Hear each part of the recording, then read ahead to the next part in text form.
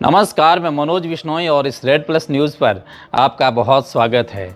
आज की ये खबर सिर्फ एक बयान ही नहीं है, ये खबर है शब्दों की राजनीति की और ये खबर है सोशल मीडिया के अदालत की। ये खबर है उस सियासी माहौल की जहाँ किसी नेता का एक वाक्य, एक भाव, एक लहजा उसे कटघरे में खड़ा कर देता है। और सवाल सिर्फ ये नहीं रह जाता कि क्या कहा गया है, सवाल ये बन जाता है कि किसने कैसे समझा और कैसे दिखाया और किसने किसके खिलाफ क्या माहौल बनाया। मामला जुड़ा है धोरिमना के धरने से, जिसने राजनीति का पूरा पारा इस ठंड के बीच गर्म कर दिया है। धोरिमना में जिला पुनर्गठन की प्रक्रिया में या उनके पूरे विरोध में पूर्व मंत्री वरिष्ठ नेता हेमाराम चौधरी धरने पर बैठे हैं, ये सबको पता है। एक ऐसा धरना जो कांग्रेस का झंडा नहीं उठाए हैं, यानी बैनर के ऊपर किसी भी प्रकार का सिंबल नहीं है, लेकिन कांग्रेस की राजनीति से पूरी तरीके से कटा हुआ भी नहीं है। और इसी धरने के बीच राष्ट्रीय लोकतांत्रिक पार्टी के नेता और पचपदरा से हाल ही के विधानसभा चुनाव में प्रत्याशी रहे राष्ट्रीय लोकतांत्रिक पार्टी से थान सिंह डोली का एक बयान आज की तारीख में सामने आता है। बयान क्या आता है? सियासी भूचाल ही आ जाता है। और वही थान सिंह डोली जिनकी पार्टी ने इस धरने को समर्थन दिया था, वही थान सिंह जिनके साथ कल तक लोग कंधे से कंधा मिलाकर खड़े थे, आज उसी थान सिंह के खिलाफ सोशल मीडिया पर मोर्चा खुल जाता है। बयान वायरल होता है, क्लिप्स कटती हैं और शब्दों को संदर्भ से बाहर निकालकर परोसा जाता है और देखते ही देखते थान सिंह डोली को ही आरोपी बना दिया जाता है। सोशल मीडिया पर उन्हें कांग्रेस का विरोधी, जन विरोधी और संवेदनहीन साबित करने की कोशिश शुरू हो जाती है। और यही वह बिंदु है जहां ये समझना ज़रूरी हो जाता है कि बयान क्या था और व्याख्या क्या बना दी गई। इसलिए अब हम आपको सबसे पहले वही मूल बयान सुनाएंगे जिसने सोशल मीडिया पर कुछ देर के लिए एक बेचैनी फैला दी थी, एक धमाका कर दिया था। अब आप थान सिंह डोली का पूरा वीडियो सुनिए, उन्होंने क्या कहा और क्या नहीं। अहंकार था, लोगों को गुमराह करने के लिए उन्होंने अलग से जाकर मीटिंग की थी और लोगों को गुमराह किया था। और वही लोग आज हमसे गुहार लगा रहे हैं कि हमारे जिलों को इधर उधर कर दिया, आप हमारी मदद करो। भैया, हम वो दिन नहीं भूले जब हमने दीपावली वही मनाई थी, हमने नया साल वही बनाया था, हमने होली उसी टेंट के नीचे मनाई थी और आपने एक बार आकर भी हमें नहीं पूछा था। और वही आपके साथ अत्याचार हो रहा है, आज वापस भुगतो अपने कर्मों को। आपके साथ अत्याचार हो रहा है, आज वापस भुगतो अपने कर्मों को। तो आपने सुना कि थान सिंह डोली साफ कहते हैं कि कांग्रेस के लोगों ने पहले जनता को गुमराह किया, वही लोग आज मदद की गुहार लगा रहे हैं, जिला टूटने की बात कर रहे हैं। और वे याद दिलाते हैं कि संघर्ष के दिनों में कौन साथ था, कौन नहीं।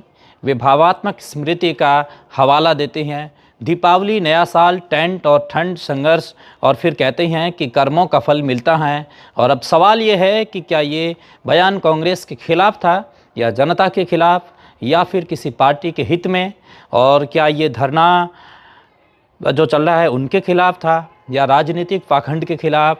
लेकिन सोशल मीडिया ने सबसे पहले ही सुना दिया कि थान सिंह डोली दोषी करार दिए गए हैं। और जब माहौल गरमाने लगा तब थान सिंह डोली के समर्थन में या विरोध में एक अलग तरीके का माहौल बदलने लगा। तब थान सिंह डोली सामने आए सफाई के साथ, स्पष्टीकरण के साथ, और ये कहना ज़रूरी भी हो गया है कि उनके शब्दों को तोड़ मरोड़ करके पेश किया गया। उन्होंने कहा कि उन्हें जानकारी नहीं थी कि धरना किस रूप में हो रहा है।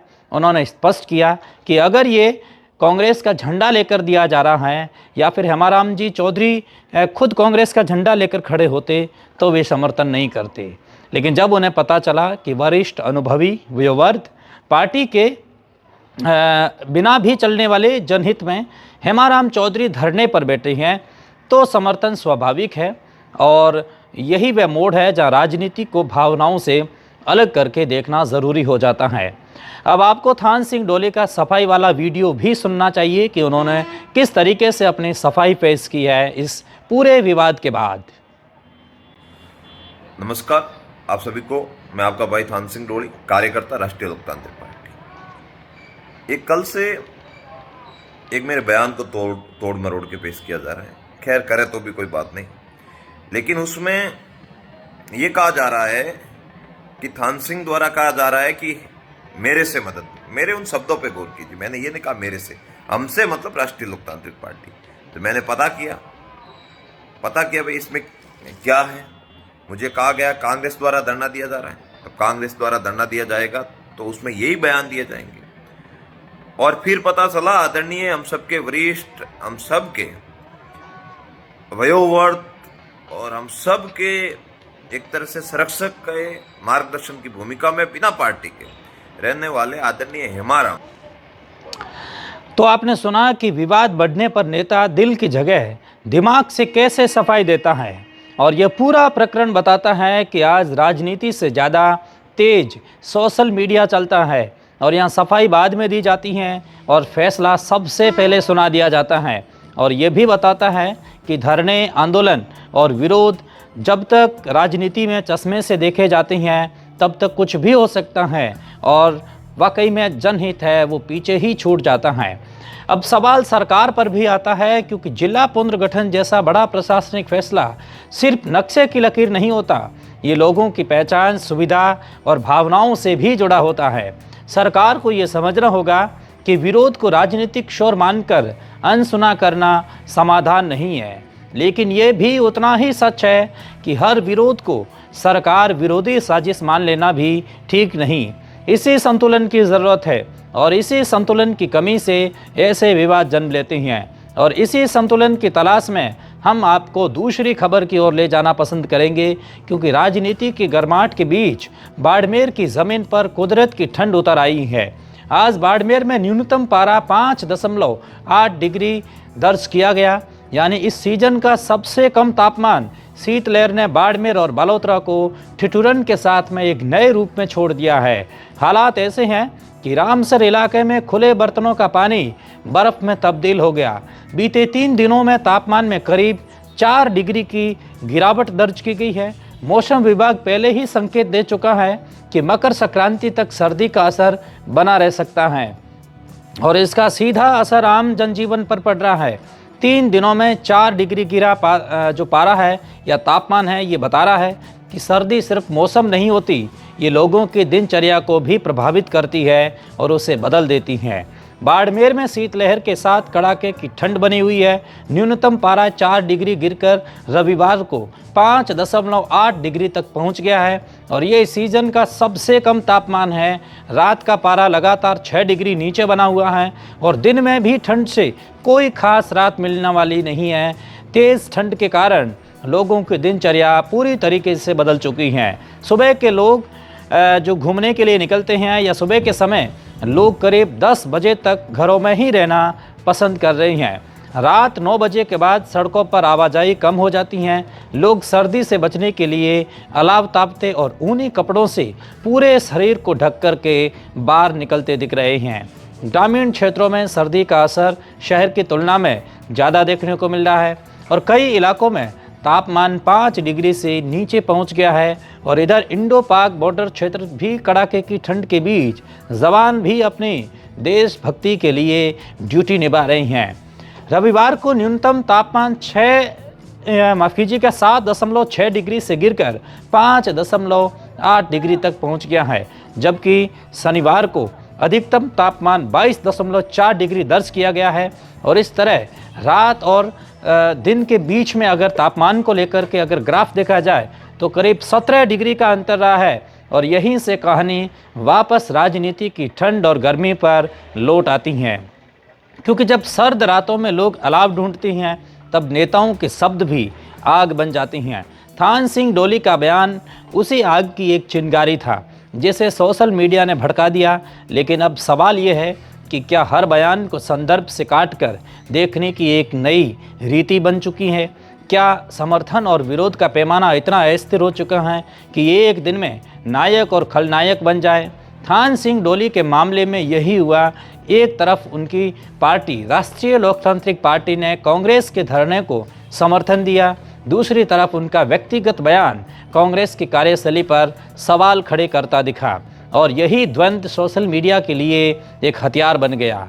लेकिन राजनीति सिर्फ रील्स और क्लिप्स से नहीं चलती, राजनीति ज़मीन पर खड़े लोगों की हकीकत से चलती हैं और धोरेमना की ज़मीन पर हेमाराम चौधरी का धरना इसी हकीकत का गवाह है। बिना झंडे का धरना, यानी बैनर तो है लेकिन बैनर पर कोई भी पार्टी का सिंबल नहीं है, बिना पार्टी का एक धरना है, लेकिन सवालों से भरा धरना सरकार के लिए भी यह एक संकेत है कि विरोध को अनदेखा करना समाधान नहीं होता है। पहले इस धरने को लेकर के 13 जनवरी को एक जन आक्रोश की रैली थी, अब उसका समय भी बदल दिया गया है। हालांकि सरकार की ओर से ये भी तर्क दिया जा रहा है कि जिला पुनर्गठन जैसे फैसले प्रशासनिक ज़रूरतों और दीर्घकालिक योजनाओं के आधार पर लिए जाते हैं। हर असंतोष पर नक्शा बदलना संभव नहीं, लेकिन संवाद की गुंजाइश हमेशा रहती है और शायद यही वह वजह है या हर जगह पर वह एक थोड़ी सी बातें बनती है जहां सरकार को सॉफ्ट कॉर्नर मिलता है। क्योंकि सरकार अगर ये कहे कि हम सुनेंगे, हम देखेंगे, हम समीक्षा करेंगे, तो राजनीति की गर्मी अपने आप कम हो सकती है। वहीं दूसरी तरफ नेताओं को भी ये समझना होगा कि शब्द सिर्फ बोलने के लिए नहीं होते, शब्द रिकॉर्ड किए जाते हैं या रिकॉर्ड होते हैं, काटे जाते हैं, फैलाए जाते हैं और फिर उनका फैसला जनता तय करती हैं। थान सिंह डोली की सफाई इसी सीख का एक हिस्सा है कि राजनीति में स्पष्टीकरण देर से दिया जाए तो नुकसान हो चुका होता है, लेकिन फिर भी वे कहना कि गलत नहीं होगा कि उन्होंने स्थिति को संभालने की कोशिश की। उन्होंने साफ किया कि जनहित के मुद्दे पर वे समर्थन में हैं, पार्टी के झंडे पर नहीं। और यही फ़र्क राजनीति में कई बार निर्णायक बन जाता है। और आज का सवाल सिर्फ थान सिंह डोली नहीं है, सवाल यह है कि क्या हम बयान सुनने से पहले फैसला सुना देंगे? क्या सोशल मीडिया ही न्यायपालिका बन चुका है? और क्या राजनीति अब धैर्य की जगह आवेग से चलेगी? बाड़मेर की ठंड हमें ये सिखाती है कि हर आग को हवा नहीं दी जाती, कभी कभी आग को भी बुझाना ही जितना भी ज़रूरी होता है उतना बुझा दिया जाता है, सरकार के लिए भी, विपक्ष के लिए भी और नेताओं के लिए भी। क्योंकि आखिर में सवाल सिर्फ जिले का नहीं होता, सवाल जनता का होता है, सुविधा का होता है और उस भरोसे का होता है जो बार बार टूटता है। और इसी भरोसे को बचाने की जिम्मेदारी हर उस व्यक्ति की है जो सार्वजनिक मंच पर बोलता है, कैमरे के सामने खड़ा होता है और जनता से बात करता है। यही आज की खबर है और यही आज की खबर का सार है और यही थान सिंह डोली के बयान की राजनीति है और यही धोरेमना के धरने की सच्चाई है और यही बाड़मेर के ठंडी रातों का एक संदेश है। आज के इस एपिसोड में इतना ही। रेड प्लस न्यूज़ से जुड़ने के लिए बहुत धन्यवाद। खबर आपको अच्छी लगी है तो इसे देश और दुनिया तक ज़रूर पहुंचाइए। बहुत शुक्रिया जुड़ने के लिए।